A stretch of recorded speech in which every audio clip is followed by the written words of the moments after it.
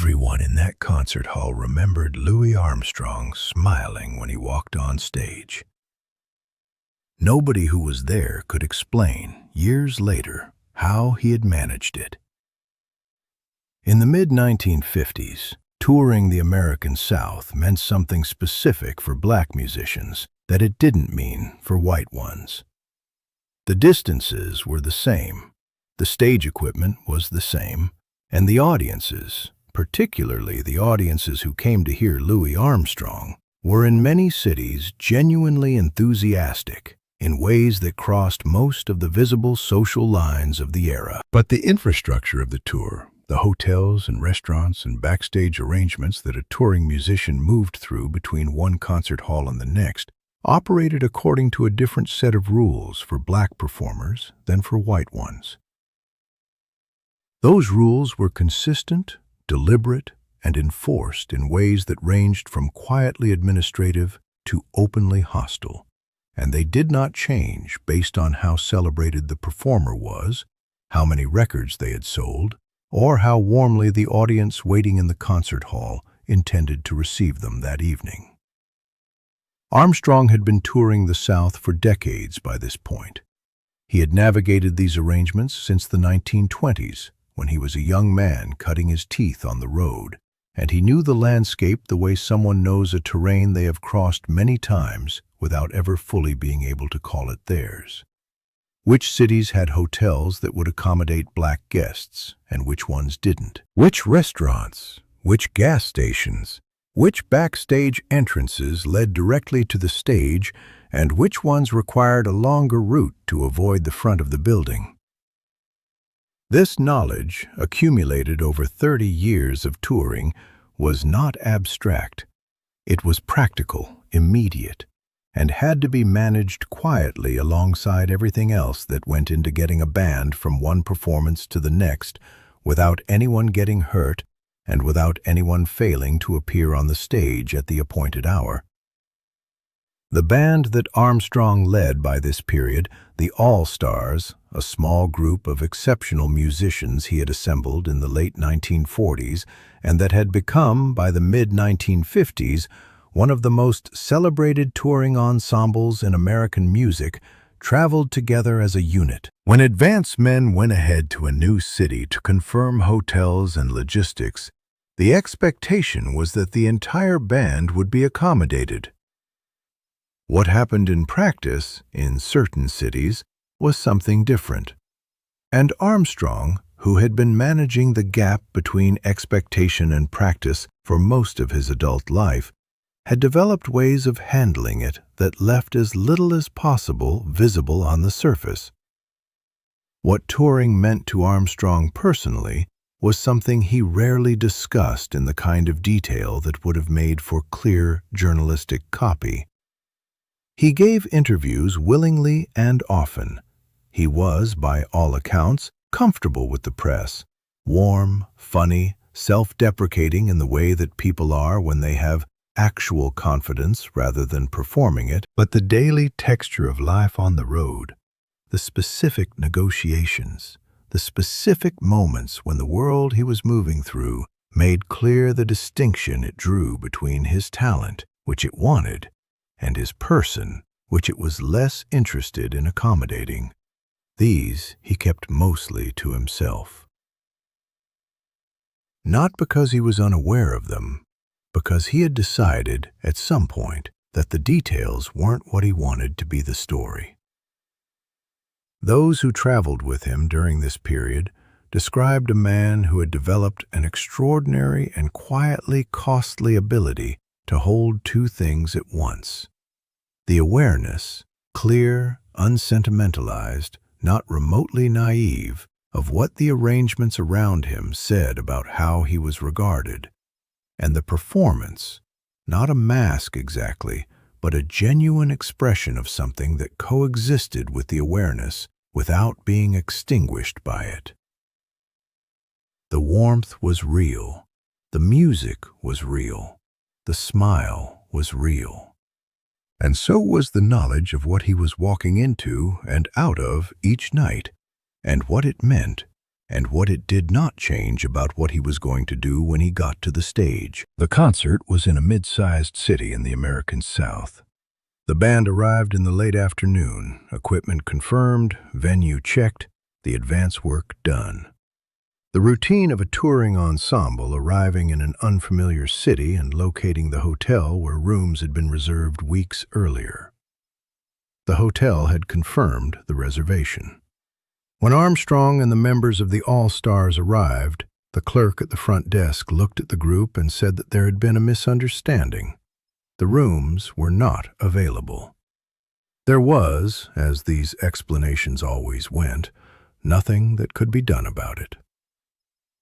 The white members of the band were shown to their rooms. Armstrong and the black members of the All-Stars were not. What followed, in the 2 or 3 hours before the concert, was the kind of improvisation that had become, over decades, a practiced and unremarkable skill. Someone in the local community was reached, a contact, a church connection, a name from a list that had been assembled over years of exactly these situations. Arrangements were made. It wasn't the hotel. It wasn't what had been reserved. But it was something, and it would do. And there was a concert in a few hours that had nothing to do with any of it. Armstrong, in the accounts that survive from people who were with him during these hours, was not visibly angry. Not visibly anything in particular, in the way that someone who has stopped being surprised by a thing stops performing surprise. He managed the situation the way he managed the dozens of similar situations that had preceded it, practically, without extensive comment, with his attention already partly on the stage that was waiting for him in a few hours, and what he intended to do when he got there. Those who traveled with him during these years said that what was most striking in these moments was not any particular reaction, but the absence of one. The sense that Armstrong had long ago made a series of decisions about what he was going to let reach him and what he wasn't, and that those decisions had become so settled they no longer required maintenance. He was not suppressing something. He had simply, over many years and many similar nights, relocated the center of gravity. The stage door was on a side street. Armstrong arrived with the band in the last half hour before the concert, came in through the door he'd been directed to, moved through the back of the venue toward the stage. The hall was full. These shows always were. The crowd had come out for the evening, dressed for it, ready. The equipment was set. The sound check had been completed hours earlier. He picked up his trumpet, and when the introduction was made and the audience responded and the light came up, he walked out. Everyone in that concert hall remembered him smiling when he appeared. The accounts are consistent and specific. The smile arrived with him, the same smile that photographs and recordings and films had been documenting for 30 years. Broad, warm, slightly conspiratorial, the smile of someone who is genuinely glad to be in the same room with the people he is looking at. The music that followed was, by every account, what Armstrong's music was in this period. Technically assured, emotionally present, played with the full attention that a musician gives to a room he has decided to treat as the only room that currently exists. The audience gave him what audiences have been giving him for 3 decades, their complete attention, their laughter at the right moments, their silence when the music asked for it, and sustained applause when each piece ended. There were encores. The hall stayed warm and full until the end. They had no idea what had happened in the hours before he walked on stage. He didn't tell them. Not that night, not afterward, not in any interview from the days and weeks that followed. The concert existed, complete and separate, the way he seemed to need each concert to exist, as something that belonged entirely to the people in the room for as long as the music lasted, without the weight of the circumstances surrounding it pressing through. The people who had been in that concert hall and who, in the years afterward, encountered the story of what had happened before the show through a musician who had been there, through an account that emerged later, described a particular quality of retrospective feeling that they found difficult to name. Not guilt, exactly, but something adjacent. The sense of having received something generous from someone while being unaware of what it had cost them to offer it. The smile had not been false. It had been entirely real. But understanding what it had been real alongside changed something about the memory for those who revisited it with that knowledge. Armstrong had not smiled at that audience despite what had happened earlier that evening. He had smiled at them because they were there, because the music asked for it, because the distinction between the world offstage and the world onstage was one he had been maintaining with extraordinary and largely invisible discipline for his entire professional life, and was not about to stop maintaining on this particular night, in this particular city. What this kind of evening revealed about Louis Armstrong, not this single night, but the pattern it represented, the dozens of nights like it across the decades of his career, was something that his public image, for all its accessibility and warmth, sometimes made hard to see clearly. The smile, the generosity, the quality of full presence that audiences experienced as his defining characteristic, these were real, and they were not produced by ignorance of his circumstances.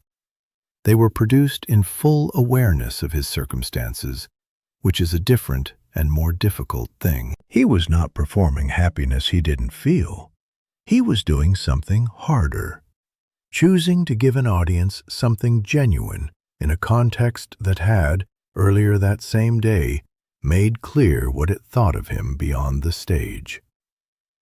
And he was making that choice quietly, without announcement, because it wasn't a statement. It was simply what he did, what the music required, what the audience deserved, regardless of what the city around them had or hadn't managed to arrange. That quality, the ability to walk through a door that has just been closed in your face, and then walk through another door and be wholly present for the people waiting on the other side, was not something Armstrong ever claimed as a virtue or described as a strategy. He simply did it, repeatedly, across a career that spanned 5 decades and more cities than any reasonable accounting could track. The technical genius was documented. The recordings were evidence. But this, the capacity to hold the full, unsentimentalized knowledge of his situation and still walk out smiling and mean it, was the thing that those who traveled with him and those who knew him closest found hardest to account for and most necessary to preserve. It didn't make the situation acceptable. It didn't need to. It was simply one man's way of deciding what the stage was for and declining to let what happened outside it determine what happened once he got there. Everyone in that concert hall remembered Louis Armstrong smiling when he walked on stage. Nobody who was there could explain, years later, how he had managed it. The answer was not complicated, and it was not simple. He had managed it because that was what he did. Because the audience was real, and the music was real, and the space between him and the people listening was, for as long as the concert lasted, the most real thing in his world that night. What happened at the hotel had happened.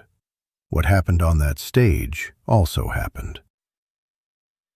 He had decided, long before this particular night, which one of those things was going to define the evening. The audience never knew. In some ways, that was the whole point. What they received was whole and undiminished. That was the gift, and it came from a man who had every reason not to give it, and who gave it anyway, completely, the way he always had.